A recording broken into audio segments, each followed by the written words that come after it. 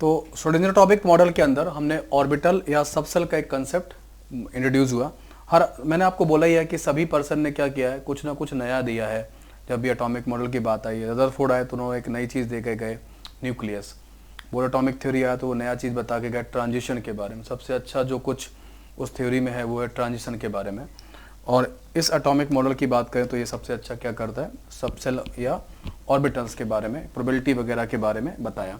तो ये ऑर्बिटल्स या सबसेल या सब रीजन क्या थे उनके बारे में लिखते हैं। ठीक है, क्या है, लिखिए, these are region of space,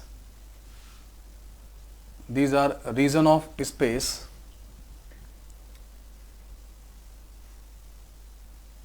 around nucleus. These are region of space around nucleus in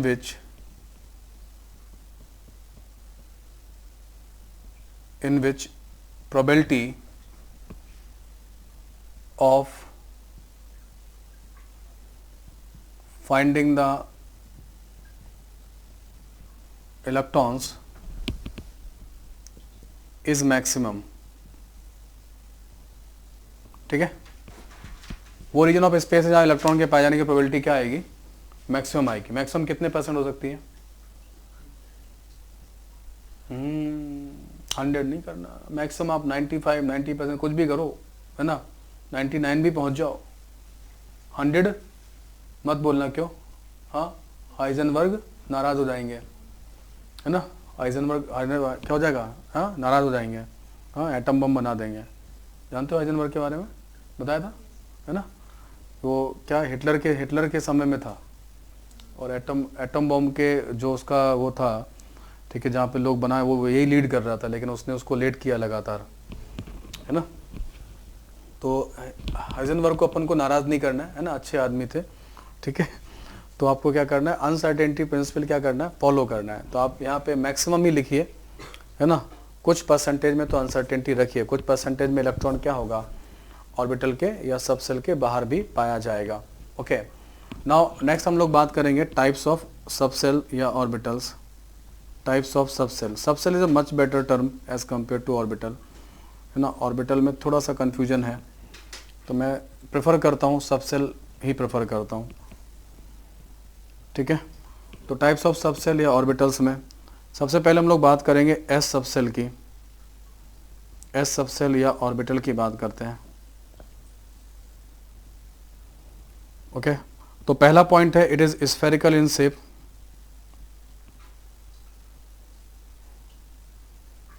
spherical in shape, spherical shape का होता है। दूसरा पॉइंट है इसके बारे में कि it is non directional in nature.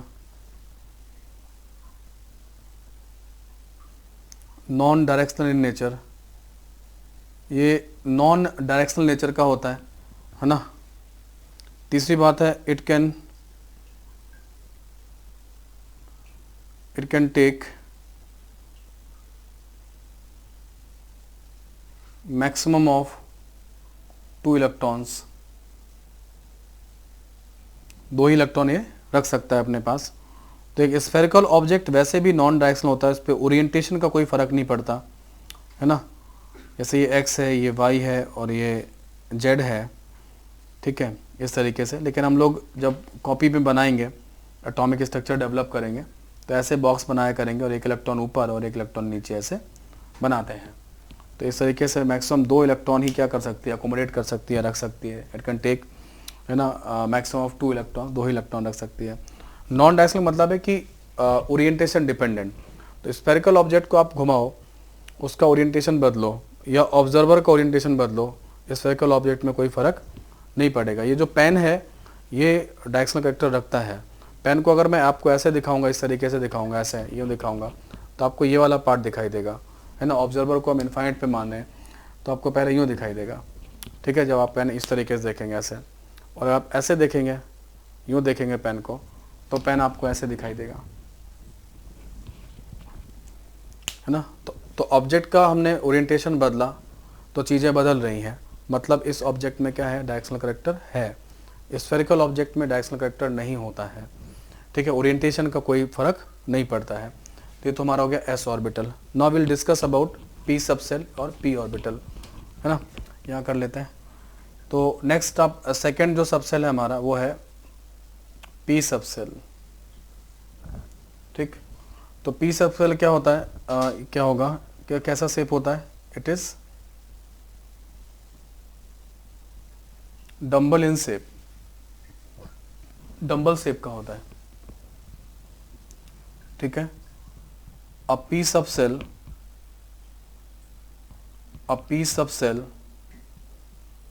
have three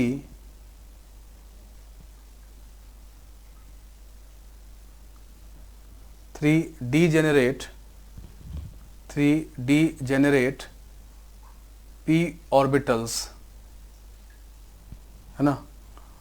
a piece of cell have three degenerate p orbitals, कौन कौन सा, px, py और pz। Okay, it can take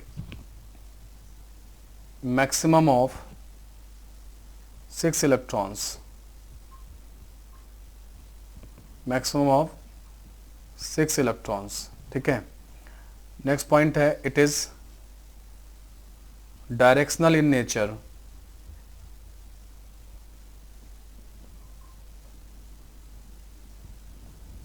ये डायरेक्शनल नेचर का होगा। तो एस और पी ऑर्बिटल के बारे में ये चीजें हैं। तो यहाँ पे एक नया टर्म आया है, कौन सा, डीजेनरेट, है ना। तो डीजेनरेसी क्या होती है, डीजेनरेसी होती है इक्वल एनर्जी ऑर्बिटल्स, है ना, नियरली इक्वल एनर्जी ऑर्बिटल्स को हम लोग क्या बोलते हैं, degenerate orbital. Equal energy orbitals आप तो लिख लो, डीजेनरेसी का मतलब है इक्वल एनर्जी ऑर्बिटल्स। ठीक है, इस तरीके से है। और ऐसी पी के पास कितनी है, 3 है ना। कौन कौन सी, एक तो पी एक्स है, एक कौन सी है, पी वाई है, एक कौन सी है, पी जेड है। तो पी एक्स को कैसे पहचानोगे, पी एक्स को ऐसे पहचानोगे कि जो डंबल होगा वो एक्स एक्सिस पर होगा ऐसे।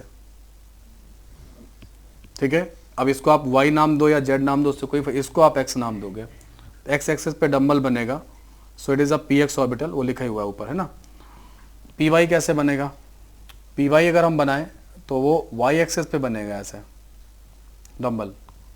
अब आप इसे एक्स लिखें या वाई कुछ भी लिखें, जेड लिखें, कोई फर्क नहीं पड़ता। पी जेड कैसे होगा,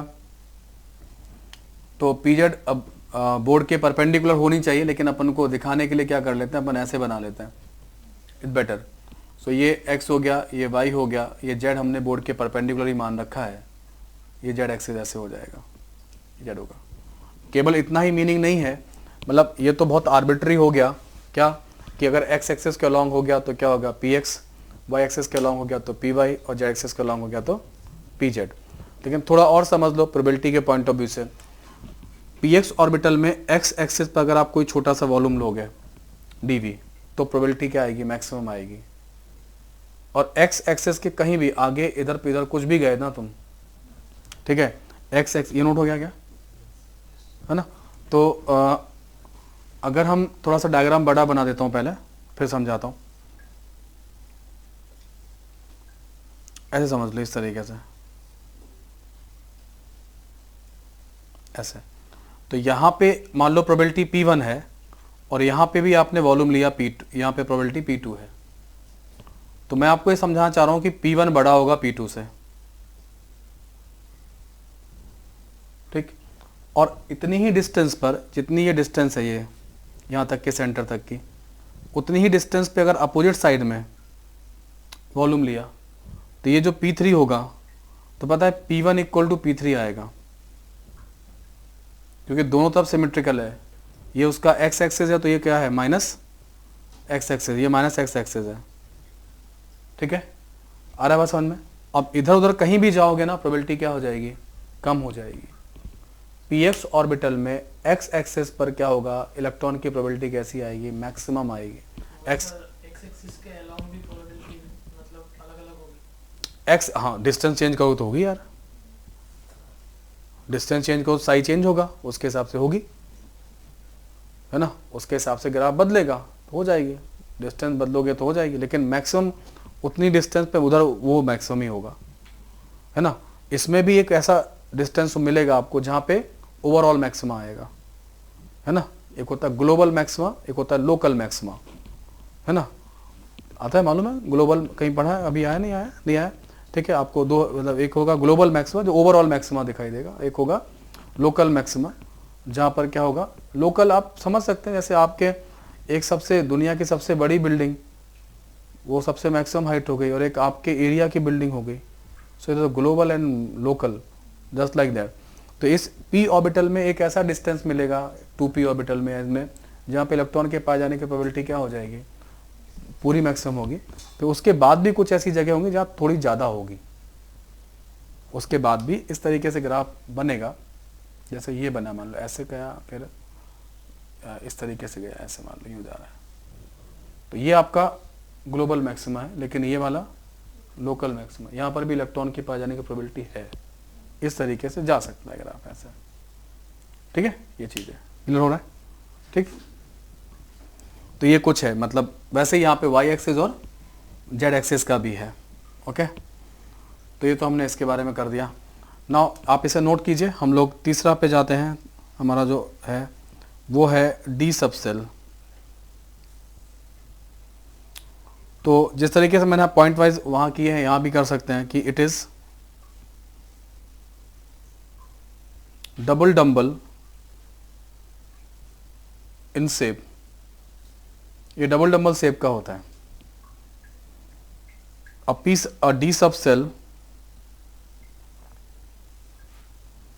D subcell have 5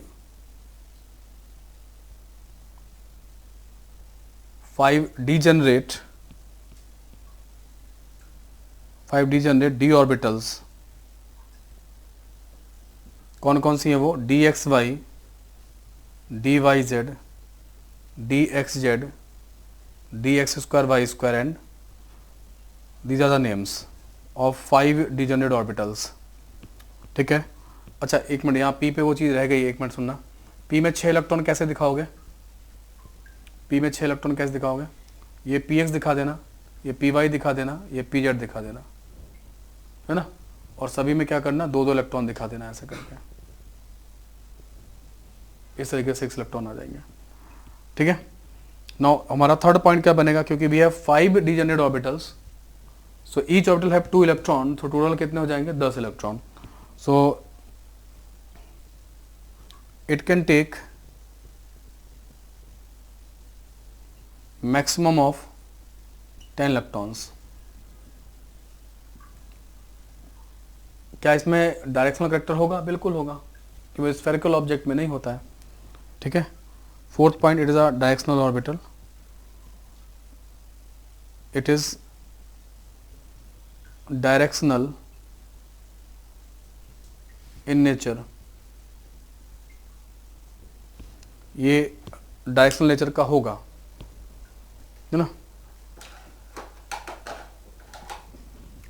ठीक है। तो इसका डायरेक्शनल नेचर रहेगा, क्लियर हो गया।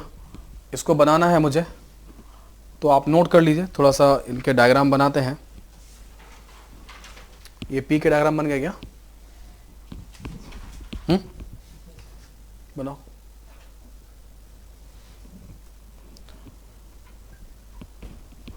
तो सबसे पहले हम लोग बात करते हैं डी एक्स वाई ऑर्बिटल का।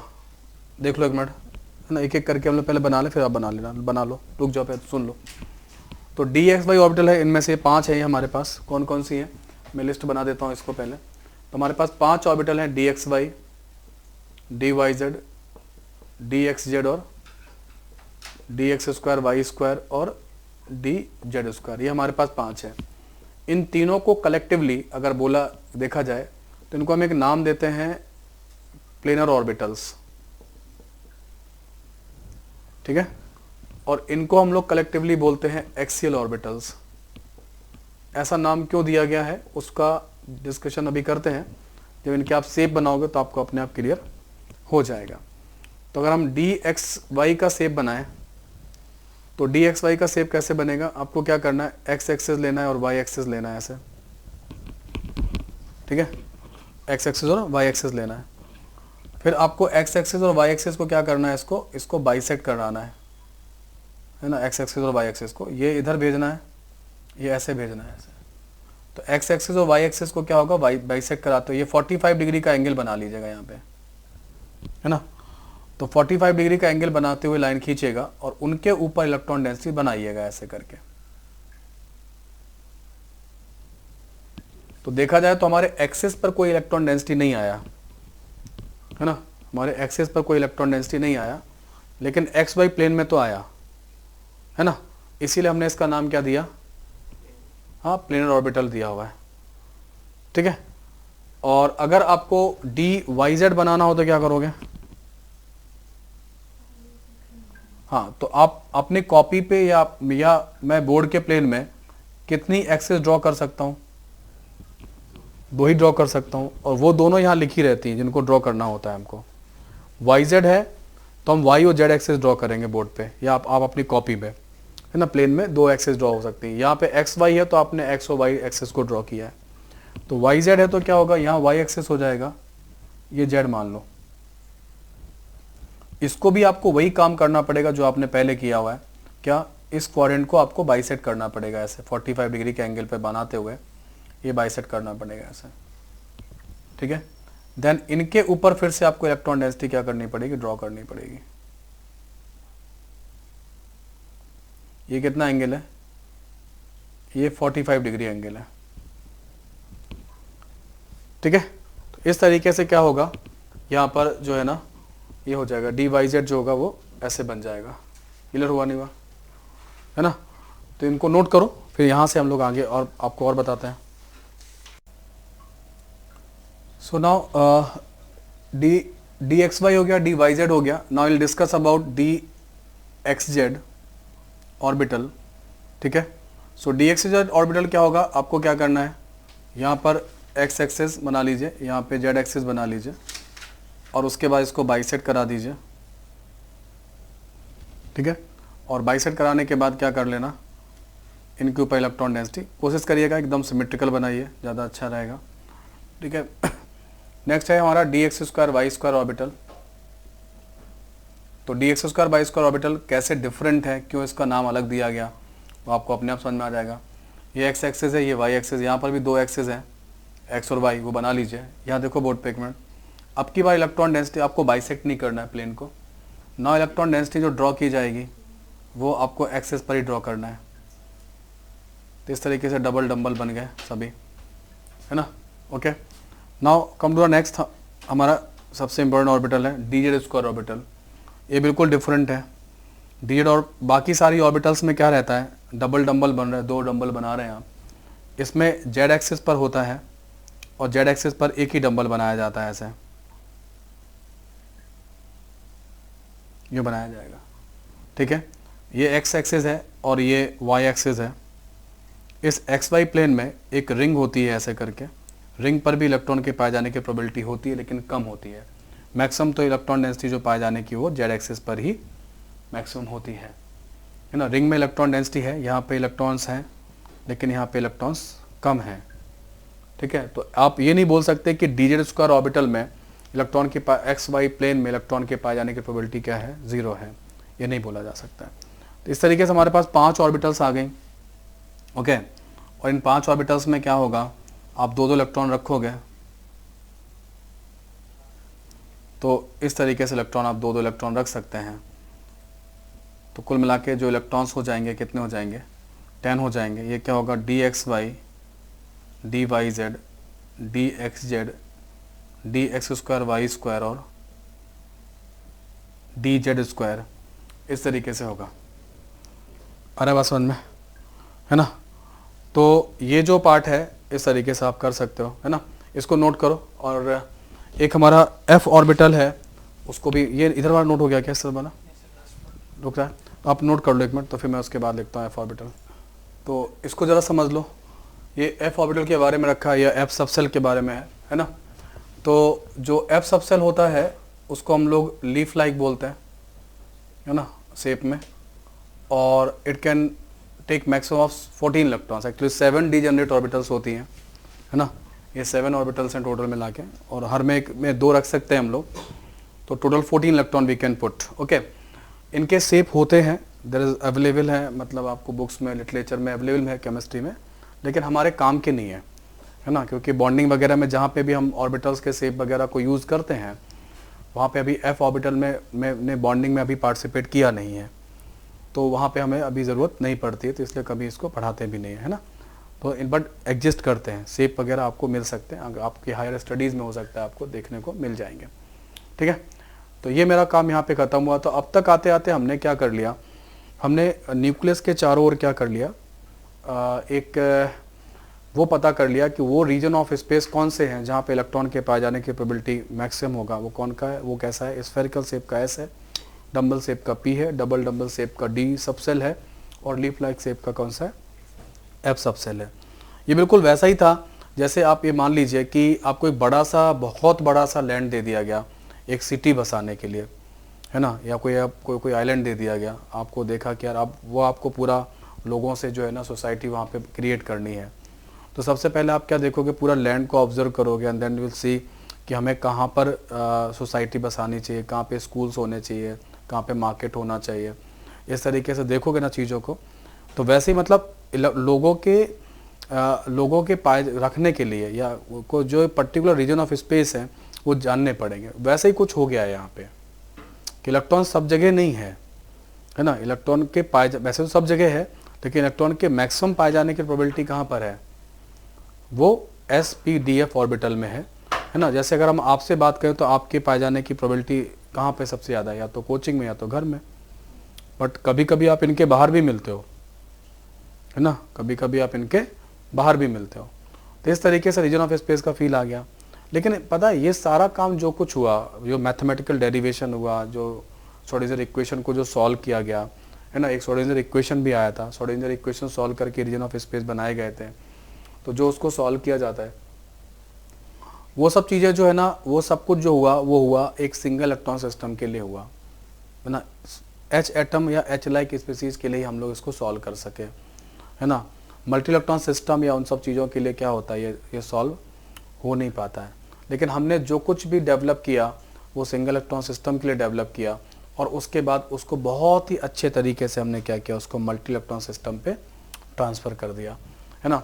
तो कैसे ये सारा जो इन्फॉर्मेशन है या जो भी डिस्कशन अभी हुआ है, अब तक का जो डेवलपमेंट है, वो किस तरीके से मल्टी इलेक्ट्रॉन सिस्टम पे ट्रांसफ़र हो रहा है वो आप देखिए, है ना। नाउ हमारा जो टॉपिक है वो मल्टी इलेक्ट्रॉन सिस्टम पे मूव कर रहा है।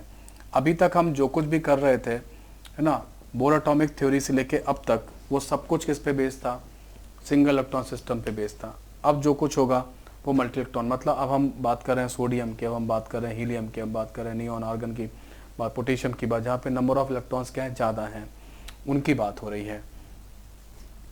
तो जब ज़्यादा नंबर ऑफ इलेक्ट्रॉन्स की बात होना स्टार्ट हुई तो फिर ये कहा गया कि हम लोग एक काम करते हैं, हम जैसे हमारी सोसाइटी में होता है ना, बहुत सारे लोग हैं, तो हम लोग क्या करते हैं और सब लोग, अब यहाँ तो हम लोग के चेहरे अलग अलग हैं, लेकिन इलेक्ट्रॉन का चेहरा तो सेम ही होगा। तो इलेक्ट्रॉन को कैसे पहचाने कि कौन सा इलेक्ट्रॉन कहाँ पर है, तो ये एक सजेशन दिया गया कि उसका इलेक्ट्रॉन को हम लोग एड्रेस देना शुरू करते हैं, इलेक्ट्रॉन को एड्रेस प्रोवाइड करना स्टार्ट करते हैं, है ना। जैसे हम लोग अपने सोसाइटी में अपने घरों के एड्रेस देते हैं, तो अगर हम अपनी सोसाइटी में अपने जो हमारे घर हैं, है ना, उनका अगर हम एड्रेस देना स्टार्ट करें, सबसे पहले हम क्या बताएंगे, city, just like Kota. Now उसके बाद हम लोग क्या बताएंगे कि हम लोग किस एरिया में रहते हैं, उसका सब एरिया, सब सेल।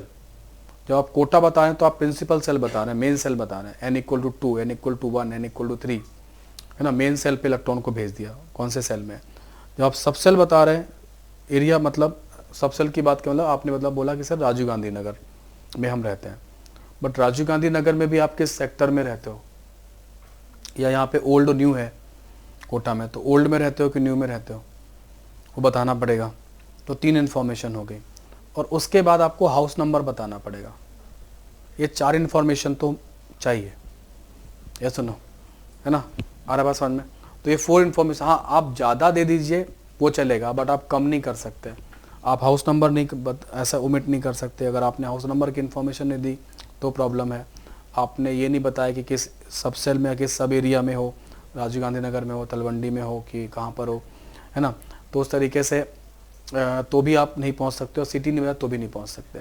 हाँ, 4 इन्फॉर्मेशन से ज़्यादा इन्फॉर्मेशन अगर आप देते हो तो चलेगा, इसके सामने उसके सामने ये लैंडमार्क वगैरह बता देते हो, दैट इज़ ओके, लेकिन मिनिमम 4 इन्फॉर्मेशन तो चाहिए। तो यहीं से एक आइडिया लगा कि हम लोग क्या करते हैं, इलेक्ट्रॉन के लिए क्वांटम नंबर्स वाली बात आई। इलेक्ट्रॉन के लिए क्वांटम नंबर डेवलप करते हैं। और क्वांटम नंबर क्यों डेवलप किए गए, इलेक्ट्रॉन को हम एड्रेस देना चाहते थे, हर एक इलेक्ट्रॉन को यूनिक एड्रेस देना चाहते थे। तो उस एड्रेस के थ्रू हम इलेक्ट्रॉन को क्या करेंगे, पहचानेंगे। तो हमारा जो नेक्स्ट हेडिंग है वो है 4 क्वांटम नंबर्स। लिखिए हेडिंग 4 क्वांटम नंबर्स।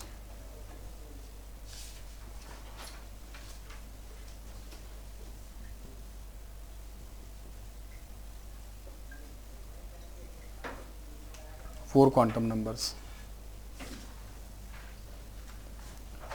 देखिए, we have developed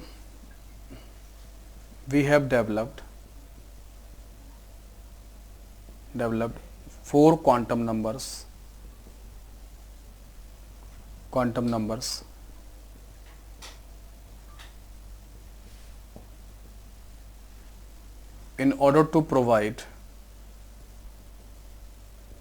in order to provide unique address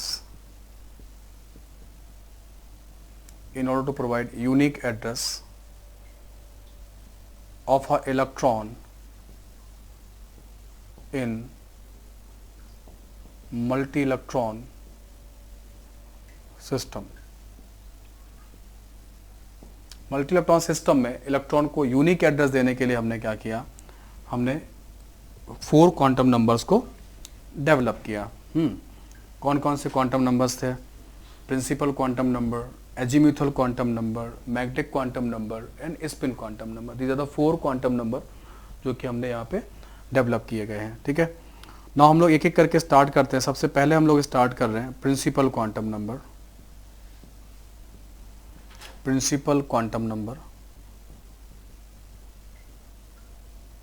ठीक है, प्रिंसिपल क्वांटम नंबर, इसको हम लोग जो सिंबल देते हैं वो स्मॉल एन देते हैं। एक एक करके पॉइंट जो है ना, पॉइंट वाइज मैं इसका बनाता जा रहा हूँ, आप लिखते जाइएगा। पहला पॉइंट है this quantum number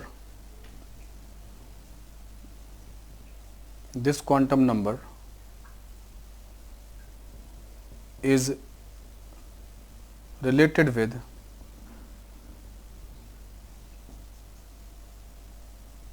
energy of electron in main cell, energy of electron in main cell, है ना, energy of electron in main cell and size of electron cloud। This quantum number is related with energy of electron in main cell and size of electron cloud, है ना। तो energy of main cell मतलब main cell लगता ही है, अभी आपने bore atomic theory में पढ़ा था। तो एनर्जी का फॉर्मूला क्या था, 13.6 electron volt divide by N square था। तो एन बेसिकली क्या था, प्रिंसिपल क्वांटम नंबर तो 1 था, 1 2 3 4 ऐसे चलेगा, है ना। तो कहीं ना कहीं मेन जो एन की जो वैल्यू है वो एनर्जी तो बताएगा ही, इलेक्ट्रॉन कितनी दूरी पे उससे पता चलने लगता है ना। एन इक्वल टू 1 में है इलेक्ट्रॉन तो क्या होगा भाई, ये पॉजिटिव इंटीजर वैल्यू ही लेगा, है ना। It can take positive integer values, it can take positive integer values. कैसे, एन इक्वल टू 1 2 3 ऐसे लेगा। क्लियर हो रहा है। तो एन इक्वल टू 1 में का इलेक्ट्रॉन है तो क्या आपको ये आइडिया लग रहा है कि वो न्यूक्लियस के करीब है। 2 में है तो डिस्टेंस बढ़ जाएगा, 3 में है और बढ़ जाएगा, जितना न्यूक्लियस से दूर जाएगा उतना एनर्जी बढ़ता चला जाएगा, है ना। तो कहीं ना कहीं क्या लिख रहा है, this quantum number related with the energy of electron in the main shell, justified है। And size of the electron cloud, ये लगता है size of the electron cloud, समझ में आती बात। साइज से डिपेंड करेगा, बिल्कुल करेगा, साइज पे डिपेंड बताएगा। क्यों, एन इक्वल टू 1 और एन इक्वल टू 2, अगर मैं ये न्यूक्लियस बनाता हूँ और ये मैं एन इक्वल टू 1 बना रहा हूँ, ये एन इक्वल टू 1 है हमारा, तो एन इक्वल टू 2 इसके बाहर बनेगा, ऑब्वियस सी बात है। तो बड़ा इलेक्ट्रॉन क्लाउड किसका हुआ, 2 का हुआ, 3 का और बड़ा होगा। तो n की वैल्यू से आपको इलेक्ट्रॉनिक क्लाउड के साइज का भी एक आइडिया लगेगा। और जो n इक्वल टू 1 था, जिसको हमने फर्स्ट ऑर्बिट बोला था, इसको हमने बोला k सेल, ठीक है। n इक्वल टू 2 को हमने बोला k l सेल बोला। ये 3 क्या हो गया, ये m प्रिंसिपल सेल हो गया, ये n हो जाएगा प्रिंसिपल सेल, ये o सेल हो जाएगा, n इक्वल टू 6 जो होगा p सेल हो जाएगा, ठीक है। तो ये k l m n o p है ना, ठीक है।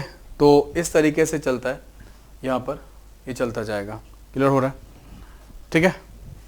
तो ये तो n के बारे में बात हो गया। हाँ, अब इसमें एक बहुत ही इम्पोर्टेंट पॉइंट हम लोग डिस्कस करेंगे। ये 18 में है ना, ये नोट हो गया, इतना नोट हो गया ये वाला, ठीक है। Now will discuss a very very important point, मतलब ये मान लीजिए इसको भूला तो पूरा खतरा हो जाएगा आपको, है ना। यही वो पॉइंट है जिस पर आपका पूरा एटॉमिक स्ट्रक्चर टिका हुआ है, वो मैं पॉइंट यहाँ पे डिस्कस कर रहा हूँ। क्या है वो पॉइंट, आप इसको नोट कर लीजिएगा, मैं इसको हटाऊंगा। तो हमारा जो सी पॉइंट है वो है द नंबर ऑफ सब sales present in any principal cell is equal to the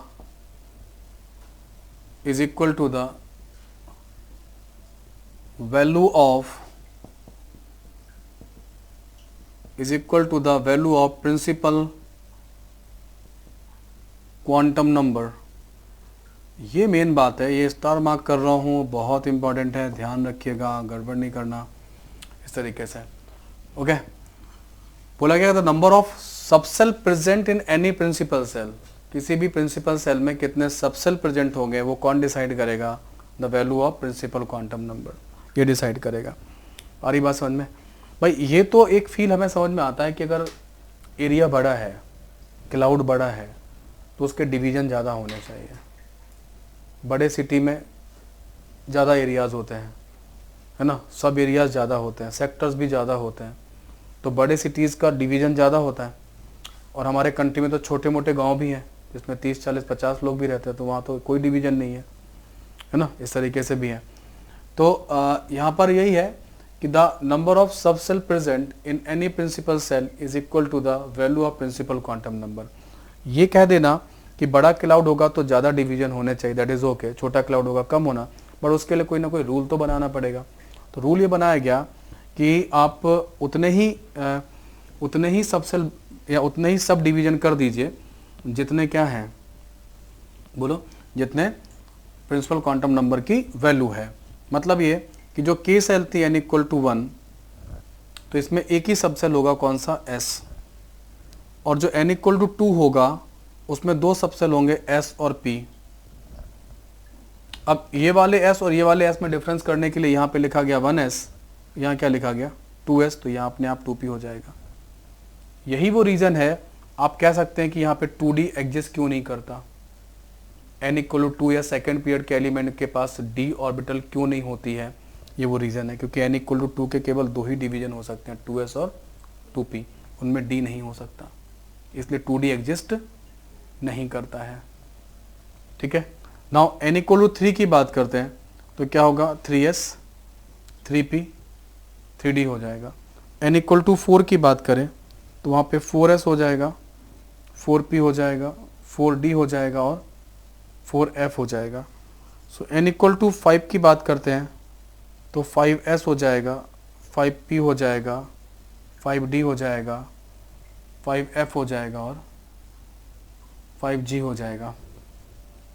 ये सुनो, ठीक है, तो ये रहेगा। तो ये तरीका है, इस तरीके से चलता जाएगा। ये जो g ऑर्बिटल है ये नया न्यूली प्रपोज्ड ऑर्बिटल है, अगर हमें ज़रूरत पड़ेगी तो हम लोग इसको यूज़ करेंगे। ठीक है, 5G को अभी तक ज़रूरत पड़ा नहीं है, हमारे पास जितने एलिमेंट डिस्कवर होके आए हैं अभी उनका यहीं से काम चल जाएगा। ठीक है, अभी G तक नहीं जाना, SPDF से ही काम चल जाता है। तो इस तरीके से ये आ गया। क्लियर हुआ? तो ये जितना n का वैल्यू उतने ही डिवीजन होंगे। क्लियर है? उसके बाद था एक और पॉइंट था कि द मैक्सिमम